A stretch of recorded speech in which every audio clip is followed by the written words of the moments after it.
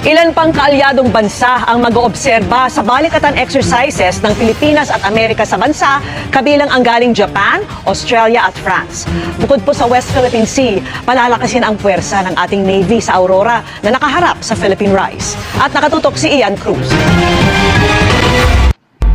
Bandang dulo pa ng Abril hanggang Mayo, muling magsasanay sa balikatan exercises ang mga sundalong Pilipino at Amerikano. Pero sa susunod na linggo pa lang, may papasok ng US Forces sa Pilipinas na makakatuwa ng AFP sa paggawa ng mga silid-aralan at health centers sa Ilocos Norte, Rizal, Palawan at San Fernando, La Union. Lahat yan popondohan ng Amerika. At sa mismong balikatan, kasama sa pagdarausan ng Lawag Ilocos Norte sa kanlurang hilaga ng Luzon na nasa timog lang ng Taiwan na kairingan ng China.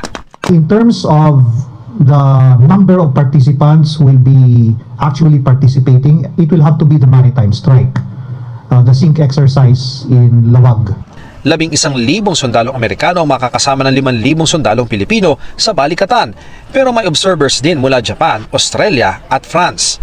Katunayan sa group sailing o sabay-sabay na paglalayag labas sa 12 nautical miles mula sa isla ng Palawan sa West Philippine Sea, kasama ang mga Navy ng ating mga kaalyado. The participants will be the Philippine Navy, the US Navy, Philippine Coast Guard, US Coast Guard, French Navy. Hindi raw iniisip ng Pilipinas kung anong iisipin ng China sa group sailing ng Pilipinas kasama ng iba pang bansa.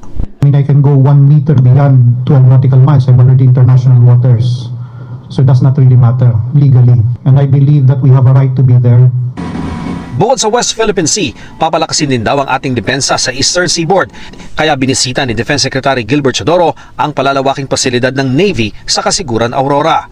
Kaharap nito ang Philippine Rise kung saan kamakailan lamang ay may napaulat na presensya ng Chinese research vessel. We will be developing Kasiguran area to be able to host Philippine Navy and AFP forces for projection towards the Eastern Seaboard that covers Benham Rise, to provide our forces the capability to secure and to protect all the way up to the EEZ.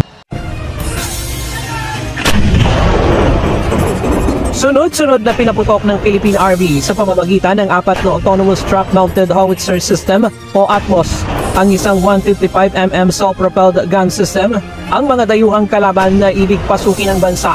Kaya naman sinimulan ng Army ang unang bahagi ng defense system para ipagtanggol sa kalaban ang Pilipinas sa pamamagitan ng Combined Arms Operation, gaya ng paggamit ng tangke at artillery.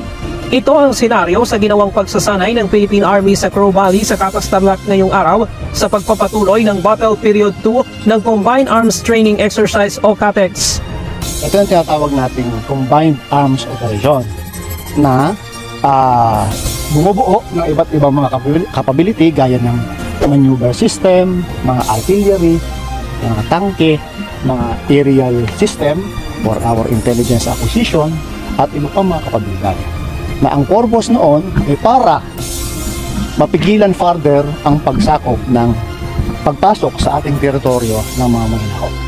Ang ATMOS o Autonomous Truck-Mounted Howitzer System ay kayang tamaan ng nasa layong 41 kilometers. Nagamit na rin ito laban sa insurhensiya.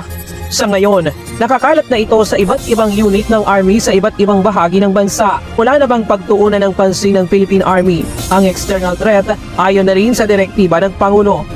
Matatandaan natin na ang ating Pangulo mismo nagsabi na bilang kanyang national security policy ay dapat ang ating armed forces, ang ating hukbong katihan ay magsimula ng maghanda sa ating tinatawag na territorial defense. Ngayong taon isinasagawa ng Philippine Army ang pinakamalaking pagsasanay kung saan kasali ang nasa 5,000 miyembro ng Army para sukatin ang kanilang kahandaan, malaking banta sa seguridad ng bansa at external defense. Only through this kind of large-scale training exercise natin makikita kung yung ating dating ginagawang inisyatiba sa capability development ay talagang ating magagamit kung kailangan gamitin sa mga hinaharap na pagkakataon. Itinanggi naman ng Philippine Army na ang ginagawang ito ng CATEX ay show of force ng sundalo, kundi dapat lang talagang paghandaan ng bansa ang kinakaharap na problema sa pagtatanggol ng ating teritoryo.